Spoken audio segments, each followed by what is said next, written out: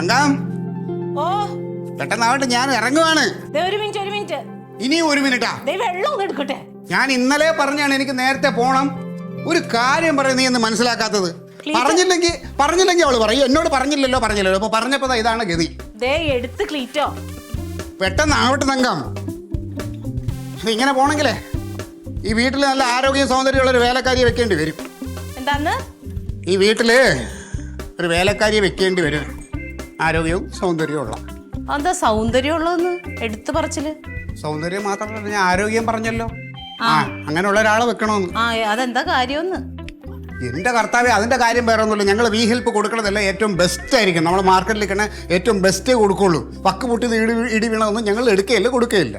ശരി, അപ്പൊ നിങ്ങൾക്ക് കൃത്യമായിട്ട് ചെയ്യാനായിട്ടൊരു വേലക്കാരിനെ വേണം ഇവിടെ, അല്ലേ? അപ്പൊ അങ്ങനെ ഒരു വേലക്കാരി ഞാൻ ആയിക്കോളാം. ആ പൈസ എനിക്കിങ്ങ് തന്നേരെ.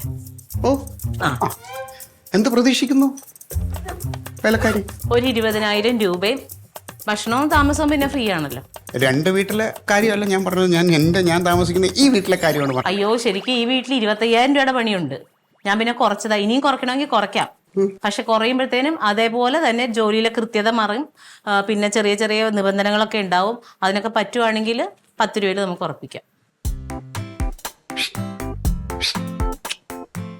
എന്റെ തങ്കം, നീ ഈ വീട്ടിൽ കിടന്ന് ജോലി ചെയ്യും പോലെ വേറെ ഏത് പെണ്ണും ചെയ്യും. ഞാൻ പല വീട്ടിലും പോയിട്ടുണ്ട്, അവിടെയൊക്കെ ശ്രദ്ധിച്ചിട്ടുണ്ട്. പെണ്ണുങ്ങളെയൊക്കെ ഒരു വീട് വൃത്തി മെനയില്ലാതെ ഇങ്ങനെ കിടക്കും. അതിനൊക്കെ നീ കഴിഞ്ഞേ ഉള്ളു. പിന്നെ അതിനി ശമ്പളം നിനക്ക് എത്ര വന്നാലും മതിയാവില്ല എന്നാണ് എനിക്ക് പറയാനുള്ളത്. സത്യം കൊണ്ടുപോ.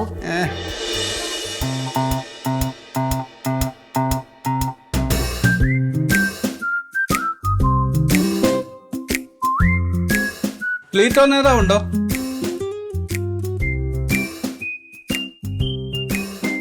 വി ഹെൽപ്പിലേക്ക് സ്വാഗതം.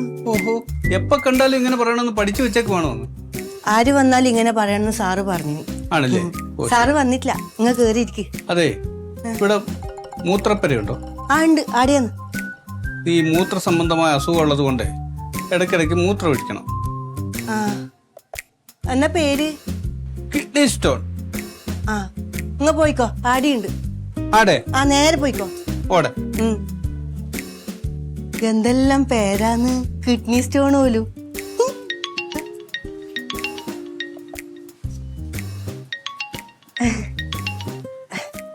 സാറേ, ഒരാള് കാണാൻ വന്നിനി, കിഡ്നി സ്റ്റോണ്. ഉയ്യ്, ഞാനെന്ത് ബഹിടാന്ന്. അത് രോഗത്തിന്റെ പേരല്ലേ അല്ലേ? ഞാനില്ലേ ഓറെ പേരാ ചോദിച്ചിനി. ആ, പിന്നെണ്ടല്ലോ സാറേ, ആ മറ്റേ ഫയൽ എവിടെയാ വെച്ചിനി? അല്ലപ്പാ, സാറല്ലേ വെച്ചിനി. ഓ, നീല ഫയലാ? ആ, ഈലെന്നെ ഉള്ള? ആ, നോക്കട്ടെ.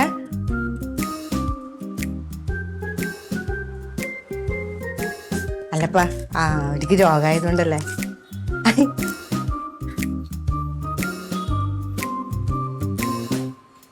ഇവിടെ ഇരിക്ക്.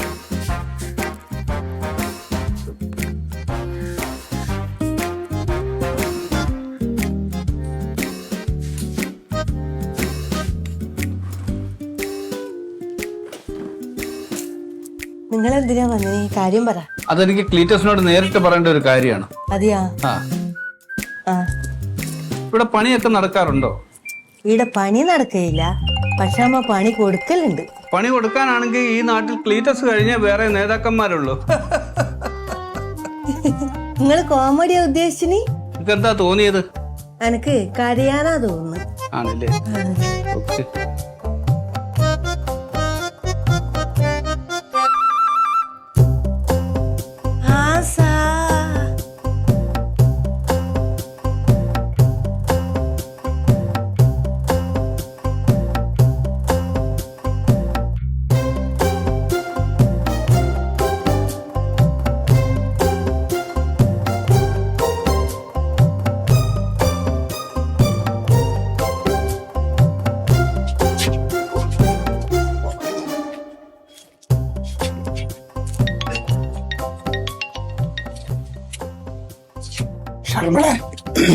അവിടെ ഇരിക്കുന്നവരെ അവന്റെ പേര് ഷാബിയാന, ഷാബൂന്നാണ്. പണ്ട് ഞങ്ങൾ DDT പാർട്ടിയായിട്ട് നടന്നപ്പോ ഒരു പന്തലിട്ടിട്ട് അവന് ഇച്ചിരി പൈസ കൊടുക്കാണ്ട് അത് മേടിക്കാൻ വന്നിരിക്കുന്നതാണ്. നീ അവനെ പറഞ്ഞു ഒഴിവാക്ക്. ഞാൻ ഇന്ന് വരൂല എന്ന് പറഞ്ഞു, അല്ലെങ്കിൽ ഇന്നല്ല, ഞാൻ ഒരു 3-4 ദിവസം കഴിഞ്ഞേ വരുള്ളൂ എന്ന് പറഞ്ഞു ഒഴിവാക്കിക്കോ. പറഞ്ഞോട്ടെ.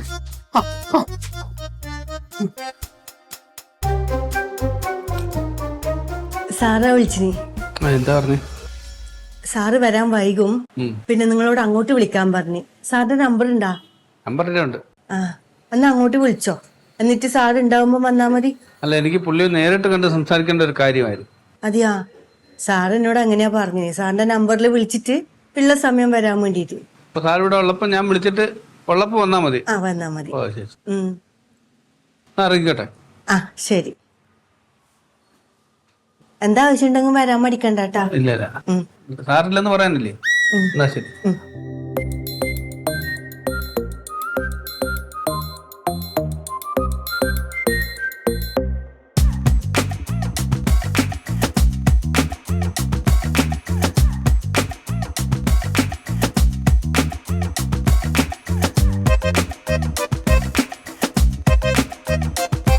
അതാ കണിഞ്ഞ്. അല്ലപ്പ നിങ്ങടി പോന്ന്? അല്ല, ഞാൻ മുമ്പേ പറഞ്ഞില്ല എനിക്ക് മൂത്ര സംബന്ധമായ ഒരു ചെറിയ പ്രശ്നമുണ്ടെന്ന്. അതിന് ഈ ബാത്റൂമിലാ പോന്ന്? ആ അതെ. ഇത് വൃത്തിയില്ലാത്ത ബാത്റൂം അല്ലേ? ആര് പറഞ്ഞു? ഞാൻ കുറച്ച് മുമ്പ് കയറിയല്ലേ, നല്ല നീറ്റ് ആൻഡ് ക്ലീൻ ആണ്. ഇപ്പം വൃത്തിയില്ല. ആര് പറഞ്ഞു? വൃത്തിയില്ല. ഞാൻ പറയുന്ന കേക്കറാ. ഹലോ ഹലോ, ഇതിനകത്ത് ആരോ ഉണ്ടല്ലോ. ആരുണ്ട്? ആരി? പിന്നെ ഇതിനകത്ത് ആരോ ഉണ്ട്. കുറ്റിയിട്ട് കൂടി നോക്കറാ. ആളുണ്ട്. ഇല്ലാന്ന്. പിന്നെ ഇതാരാ ഇതിനകത്ത്? കുറ്റിയിട്ടിട്ടുണ്ടാ? ആ, അതാ, അത് മരപ്പെട്ടി ആയിരിക്കും. മരപ്പെട്ടി കുറ്റിയിടുവോ? ഈ മരപ്പെട്ടി കുറ്റിയിടും. അത് ശരി. അയ്യോ, മരപ്പെട്ടിയാണെങ്കിൽ സൂക്ഷിക്കണം. എന്തേ? കടിച്ചാ പേ പിടിക്കും. ഈ മരപ്പെട്ടി കടിച്ച പേരൊന്നും പിടിക്കൂല. അല്ല, മരപ്പെട്ടിയുടെ ഇറച്ചി സൂപ്പർ, തല്ലിക്കൊന്ന് നമുക്ക് കറി വെക്കാം. അല്ല, ഈ മരപ്പെട്ടി മരപ്പെട്ടി കയറിയ ബാത്റൂമിനകത്ത് മരപ്പെട്ടി കയറിയ ഓടി വായോ, ഓടി വായോ. എന്റെ പൊന്നേട്ടാ, ഓടി വായേട്ടാ, ഈ ബാത്റൂമിനകത്ത് ഒരു മരപ്പെട്ടി കയറി. നമ്മളെ വീട്ടിൽ ഇതേപോലെ തന്നെ മരപ്പെട്ടി കയറാണ്. വായി നോക്കി നിൽക്കാതെ ചവിട്ടി പോയിട്ടാ. ഏട്ടാ, അതിനൊന്നും ചെയ്യണ്ട. അവന്റെ തല തല്ലിപ്പൊട്ടിക്ക്. ഞാൻ ചവിട്ടും, ഇയാൾ അടിച്ചോണം. കഥാപ്രസംഗം നടത്താൻ ചവിട്ടി തുറക്കത്. പൊട്ടിക്കണ്ട, ഇതിനകത്ത് ആളുണ്ട്, ഞാനുണ്ട്, ഞാനാ. സംസാരിക്കുന്ന മരപ്പെട്ടിയോ? നല്ല മരപ്പെട്ടി. ആറായിരുന്നു. ഇത് മരപ്പെട്ടിയല്ല, ഇത് പേപ്പട്ടിയാണ്. സാറപ്പ വന്നിനി? കുറെ നേരമായി. ഞാന് വഴിയൊരു പഫ്സ് കഴിച്ചു. പഫ്സോ? അത് വയറിനെ ബാധിച്ചു. അതാ, വേറെ ഒന്നുമില്ല. ഷാബു എപ്പോ വന്ന്? ഞാൻ കുറെ നേരമായി. ആണാ? നമുക്ക് അകത്തിരി സംസാരിക്കാം. സാറേ, ഞങ്ങൾ അങ്ങോട്ട് പൊയ്ക്കോട്ടെ സാറേ. അപ്പോ ഷാബുവിന് വസ്തു വിൽക്കണം അല്ലേ? വിൽക്കണം. എത്ര സെന്റ് ഉണ്ടത്? മൊത്തം 15 സെന്റ് ആണ്. പക്ഷെ നമ്മൾ 5 സെന്റ് ഇപ്പൊ വിൽക്കുന്നുള്ളൂ. കാരണം എന്താ വെച്ചാൽ ക്ലീറ്റേഴ്സിന് അറിയാലോ, കഴിഞ്ഞ വർഷം ഞാൻ പന്തല പണിക്ക് ഇടയ്ക്ക് ഏണിയുടെ നിന്ന് വീണ് ഈ സൈഡിൽ ഒരു ചെറിയ അപകടം ഉണ്ടായത്. ഞാൻ അറിഞ്ഞു. അപ്പൊ ഇപ്പൊ പന്തൽ എന്ന് പറഞ്ഞ ഓരോ പുതിയ അപ്ഡേഷൻസ് വന്നോണ്ടിരിക്കും. പിന്നെ നമ്മൾ പഴഞ്ചൻ രീതി. അപ്പൊ ഇത് വിറ്റ് കിട്ടിയ പൈസ കൊണ്ട് വേണം എനിക്ക് കുറെ പുതിയ സാമഗ്രികൾ അത് വേണം. ഒന്ന് അപ്ഡേറ്റ് ആയിട്ട് ഒന്ന് സജീവമായിട്ട് ഫീൽഡിൽ ഇറങ്ങണം. കാരണം ഇപ്പൊ ഇവിടെ പിടിച്ചിരിക്കുന്നത് മറ്റേ പന്തലിടുന്ന ഉണ്ണി. അവന് ഞാൻ കുറെ വർക്ക് കൊടുത്തു. പക്ഷെ എനിക്ക് കിട്ടേണ്ട വർക്ക് ഞാൻ ഷാബുവിന് തരും. ഷാബു ഇപ്പൊ ഞാൻ അത് മാത്രമല്ല ക്ലീറ്റോ, കുറെ പേര് എന്റെ പറ്റിച്ചോണ്ട് പോയിട്ടുണ്ട്. പറ്റിച്ച വകയിലാണെങ്കിൽ ഒരു 10-15 ലക്ഷം രൂപ എനിക്ക് അങ്ങനെ തന്നെ കിട്ടാനുണ്ട്. ഷാബു പറഞ്ഞത് എനിക്ക് മനസ്സിലായി. ഷാബു സത്യം പറയാലോ, അന്ന് ഞങ്ങളെ ജില്ലാ സമ്മേളനത്തിന് പുത്തിരിക്കണ്ടത്തെ ആ പന്തലിട്ടല്ലോ, ആ പന്തലിന്റെ പൈസ അപ്പുക്കുട്ട സാറ് ഷാബുവിനെ നേരിട്ട് ഏൽപ്പിക്കാന്ന് പറഞ്ഞുകൊണ്ടാണ് ഞാൻ വിചാരിച്ച് ഏൽപ്പിച്ച് കാണുന്നു. പക്ഷെ പിന്നെയാണ് ഞാൻ അറിഞ്ഞത് സാറാ പൈസ അപ്പുക്കുട്ട സാർ തന്നില്ലാന്ന്. ആ പൈസ തന്നില്ല, ശരിയാണ്. അതിപ്പോഴാണ് ഞാൻ ഓർത്തത്. 50,000 രൂപ ആ വകയെ നിങ്ങളുടെ പാർട്ടി എനിക്ക് തരാനുണ്ട്. അത് സത്യത്തിൽ ഞാൻ നിരപരാധിയാണ് കേട്ടോ. അത് അപ്പുക്കുട്ടൻ സാർ DDT ആ പാർട്ടിയായിട്ട് മേടിച്ചു. ഞാനിപ്പോ ആ പാർട്ടിയായിട്ട് ഒരു ബന്ധമില്ല. ഞാനിപ്പോ അത് പറയാനല്ല വന്നത് കേട്ടോ. അല്ല ഞാൻ പൊതുവേ പറഞ്ഞത് ഒരുപാട് പേര് പൈസ പറ്റിച്ചിട്ടുണ്ട്. പിന്നെ ഇപ്പൊ എങ്ങനെയാലും ഈ 5 സെന്റ് ഒന്ന് കച്ചവടം ഉറപ്പിച്ചു തരണം. അതാണല്ലേ മെയിൻ. പക്ഷെ എന്താ പ്രശ്നം വെച്ച് കഴിഞ്ഞാൽ ഷാബു, ഞാനിപ്പോ ഈ വസ്തു കച്ചവടം ഒന്നും ചെയ്യുന്നില്ല. ബോർഡിലുണ്ടായിരുന്നു. ബോർഡിൽ ചെയ്തിരുന്നു അല്ലേ ശർമ്മള? ഇപ്പൊ നിർത്തി, കുറച്ചായിട്ട് ചെയ്തിരുന്നു. പക്ഷെ എന്താ വെച്ച് കഴിഞ്ഞാൽ അത് ഭയങ്കര തലവേദനയാണ് ഷാബു. എനിക്ക് അല്ലാതെ തന്നെ ഇവിടെ ഹെവി വർക്കാണ്. ഇവിടെ ഇഷ്ടംമാതിരി ഇവിടെ ഈവൻസും കാറ്ററിങ്സും അങ്ങനെ ഉദ്ഘാടനങ്ങൾ അത് ഇതൊക്കെ ആയിട്ട് നല്ല തിരക്കാണ്. അതിനിടയ്ക്ക് നമ്മൾ ഈ കാഞ്ഞാങ്കൂഞ്ഞ വസ്തു കച്ചവടത്തിന് പോകണ്ടല്ലോ. അതല്ലേ നല്ലത്. ഇപ്പം അതുകൊണ്ട് പക്ഷെ എന്ന് വെച്ചിട്ട് ഞാൻ നിങ്ങളെ ഇത് വിടുന്നില്ല. ഷാബുവിന്റെ വസ്തു ഞാൻ വിൽക്കാൻ ആളെ ഏർപ്പാട് ചെയ്ത് തരാം, വേറൊരാളെ കണക്ട് ചെയ്ത് തരാം. വിശ്വസിക്കാൻ പറ്റിയ പാർട്ടി ആയിരിക്കും. എന്നെ പോലെ വിശ്വസിക്കാം. അപ്പോൾ ആ പുള്ളിയെ ഞാൻ കണക്ട് ചെയ്ത് തരാം. ആള് ഷാബുവിനെ വിളിക്കും, വസ്തു ബാക്കി വില കാര്യങ്ങൾ സംസാരിക്കുക. നമ്മളെ എന്തെങ്കിലും നമുക്ക് പുള്ളി കമ്മീഷൻ വെച്ച് കൊല്ലും, എന്തെങ്കിലും ന്യായമായിട്ട് കൊടുത്താൽ മതി. അപ്പൊ അതൊന്ന് സ്പീഡാക്കി എനിക്ക് സെറ്റ് ചെയ്ത് തരണം. പിന്നെ ഓക്കെയാണ് ഷാബു. മറ്റൊന്നും മനസ്സിൽ അത് ചുമ്മാ നിരപരാധിയാണ് കേട്ടോ. അന്നേരം വെറുതെ പറഞ്ഞല്ലോ. ശരി.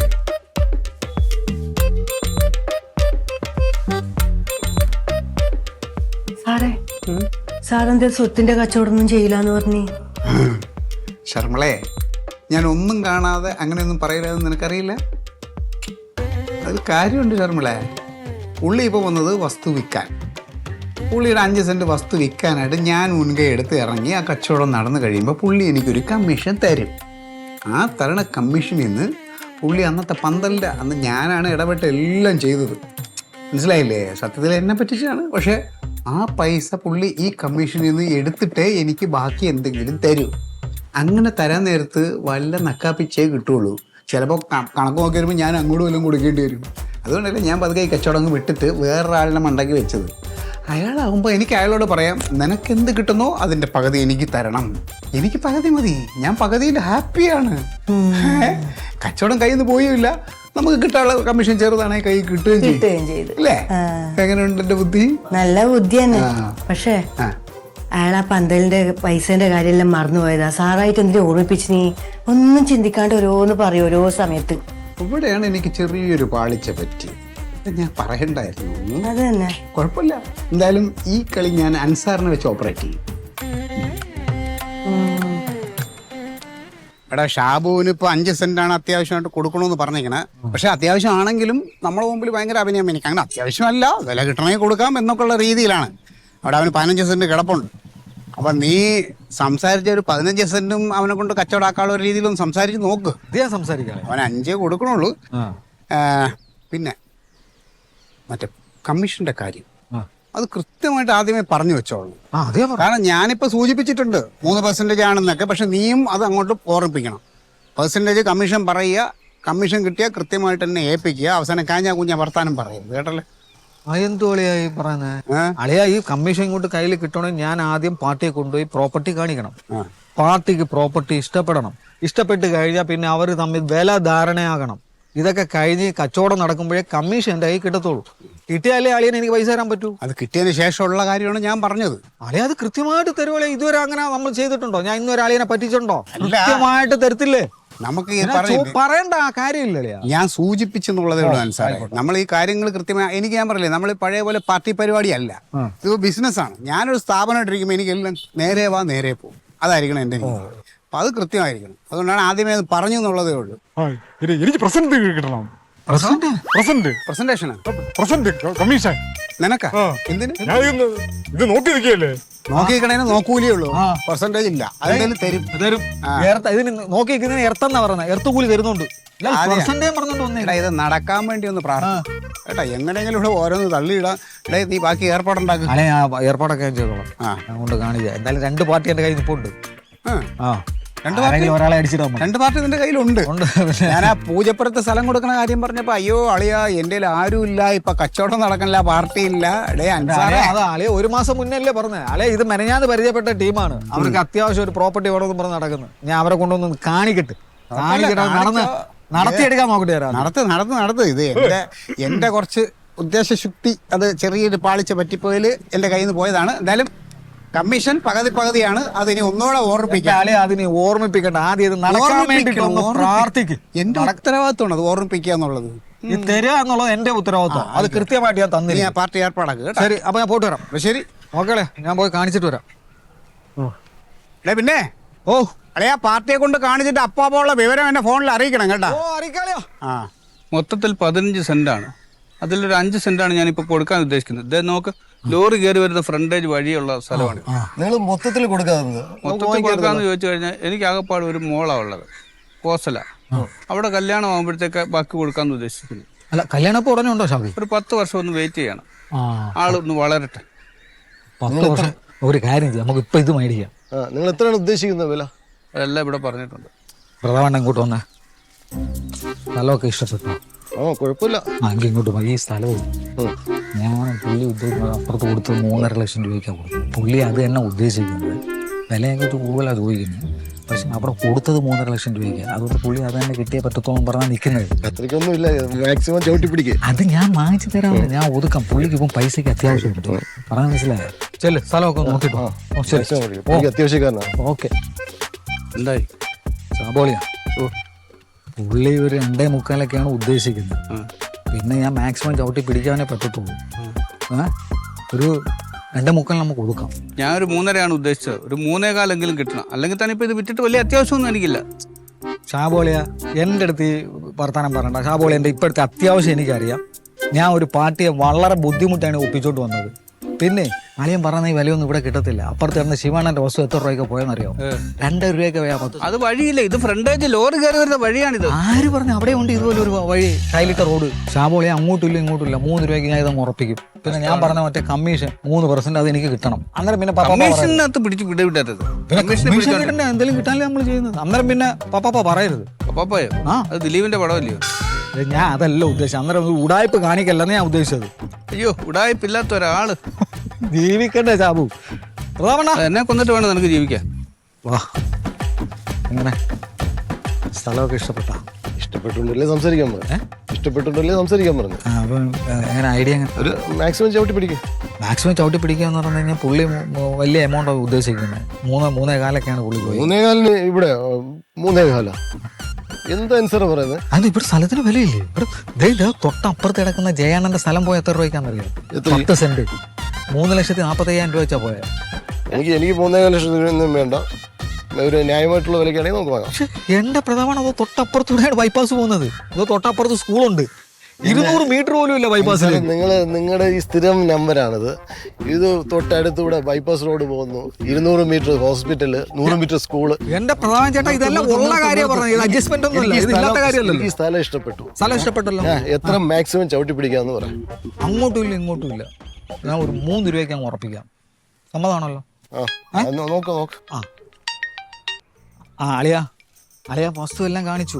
പാർട്ടി കണ്ടു. പാർട്ടിക്കെല്ലാം വസ്തുവൊക്കെ ഇഷ്ടപ്പെട്ടിട്ടുണ്ട്. ഞാൻ ഇത് സംസാരിച്ച് വിലഭാവം എല്ലാം ഒന്ന് പറഞ്ഞ് ഒതുക്കിക്കൊണ്ടിരിക്കുക.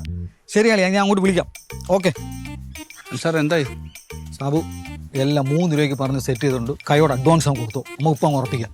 അൻസാറേ, ഇത് എന്റെ സ്ഥലമാണ്. ഞാൻ എന്തിനാണ് അയാൾക്ക് അഡ്വാൻസ് കൊടുക്കുന്നത്? സോറി കമ്മീഷന്റെ ഇടയില് വിട്ടുപോയി. കമ്മീഷൻ തലേ കിടന്ന് കളിക്കുകയാണ്. ഓക്കെ, അപ്പൊ 3 രൂപയ്ക്ക് ഞാൻ സെറ്റ് ചെയ്തിട്ടുണ്ട്. ഇച്ചിരി കുറഞ്ഞു പോയി. ഒരു കുറവില്ല. നമ്മൾ നേരത്തെ പറഞ്ഞ കണക്ക് എല്ലാ കാര്യങ്ങളും ഓക്കെയാ. നല്ല വിലയല്ലേ ഇത്?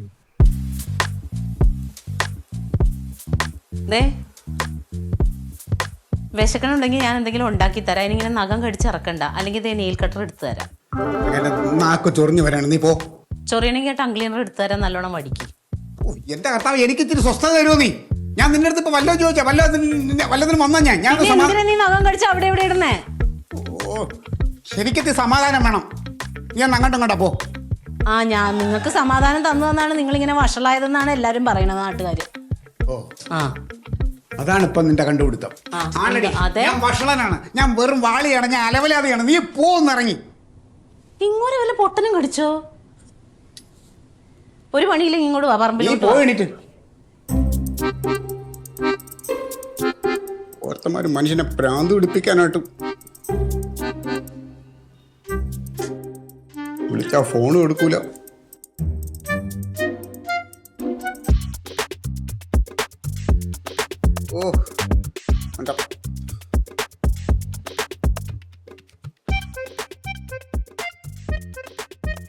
അൻസാറേ, ഞാൻ കുറേ പ്രാവശ്യമായിട്ട് നിന്നെ വിളിക്കുന്നുണ്ട്, നീ ഫോൺ എടുക്കണില്ല.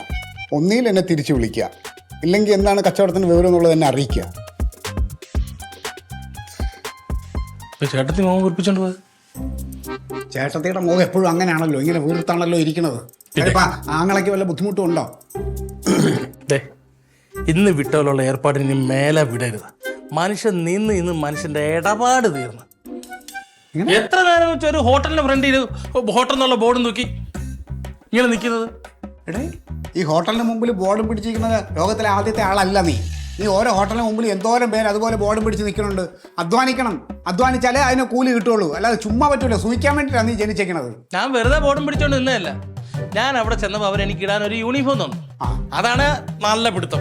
ഒരു വിധത്തിൽ ഞാൻ വലിച്ചു കയറ്റിയിട്ടിട്ട് കാപ്പി കൂടി കഴിഞ്ഞിട്ട് നിന്നപ്പെടുത്തലുണ്ടല്ലോ, പാനിന്റെ ഹൂക്കം കൂട്ടി. ഒരു കൈ പാൻഡേൽ ഒരു കൈ ബോർഡ്, എന്നിട്ട് ഞാൻ ഇങ്ങനെ നിന്ന്. എന്തൊരു പാട് പെട്ടെന്നറിയാം ഉച്ചയ്ക്ക് ആഹാരം കഴിക്കാൻ. അത് അവർക്ക് ബുദ്ധിയില്ലാത്തതുകൊണ്ടാണ്. എല്ലാം കഴിഞ്ഞ് അവസാനം നിനക്ക് ഭക്ഷണം തന്നാൽ മതിയായിരുന്നു. ആദ്യമേ ഭക്ഷണം തന്നതിൻ്റെ കുഴപ്പമാണ്. ഭക്ഷണം കഴിക്കാൻ പറ്റ പാടാ അതിനെക്കാട്ടിലും. ഭക്ഷണം കഴിച്ചോ? എന്താ കഴിക്കാതെ? അതിന് വേണ്ടിട്ടല്ലേ പോയേ. പൈസ കിട്ടിയോ?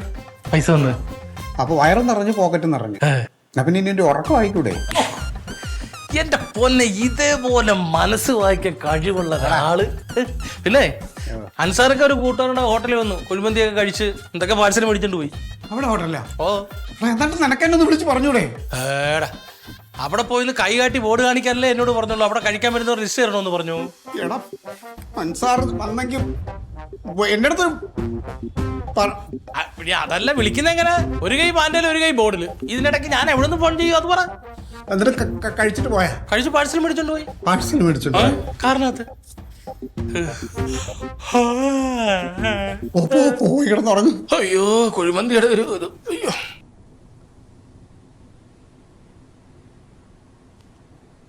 ഒന്ന് ഫോൺ ഇടറാ അൻസാറേ.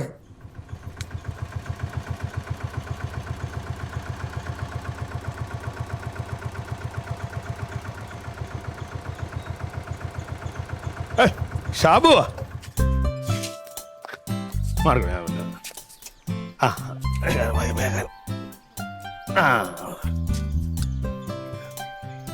എല്ലാം ഓക്കെ വരുന്നുണ്ടല്ലേ? എടുക്കണ്ടേ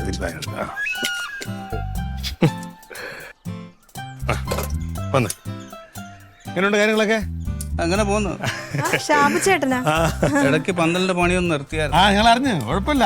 അടിപൊളിയായിട്ട് കളറാക്കി ഇറക്കാനുള്ള പിന്നെ കളറാക്കണമല്ലോ, നമ്മളൊന്നുണ്ടല്ലോ. സാറ് ട്രാൻസ്ഫർ ആയി ഇങ്ങോട്ട് വന്ന് പുതിയ പ്രൊമോഷനൊക്കെ ആയ കാര്യമൊക്കെ കാര്യം പറഞ്ഞല്ലോ. ഇവിടെ തന്നെ ഉണ്ട് ഞാൻ. എന്തെങ്കിലും ഉണ്ടെങ്കിൽ പറഞ്ഞാൽ മതി.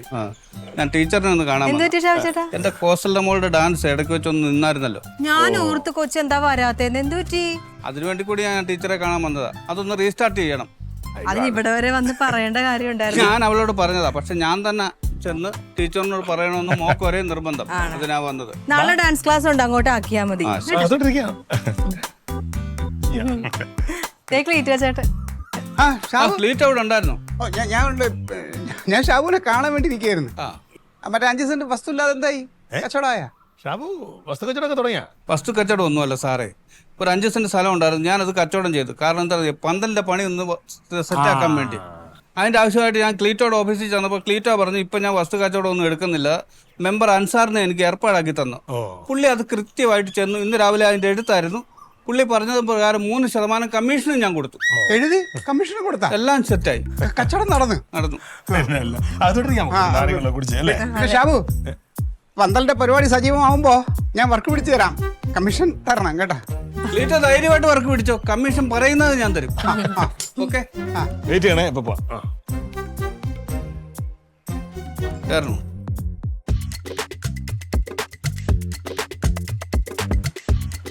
അതങ്ങ് ചെയ്തായിരുന്നെങ്കിൽ ആ കമ്മീഷൻ കയ്യിലിരിക്കൂലായിരുന്നു. വരാനുള്ളത് വഴി തങ്ങൂലല്ലോ. ശർമിള, ഒരു എക്സ്ക്യൂസും എനിക്ക് കേൾക്കണ്ട. ഞാൻ ഒരു സ്ഥാപനം തുറന്നിട്ട് നിങ്ങൾക്ക് കൃത്യമായിട്ട് ശമ്പളം തരുന്നുണ്ട്. നിങ്ങൾക്ക് തോന്നുമ്പോൾ വരാനും തോന്നുമ്പോൾ പോകാനും ഞാൻ ഇത് മുന്നേ പറഞ്ഞിട്ടുണ്ട്. നിങ്ങൾ വേറെ ജോലി നോക്കിക്കോ, ഇവിടെ ഇനി വരണ്ട. ഞാൻ വേറെ ആളെ നോക്കിക്കോളാം. അത്രേ ഉള്ളൂ.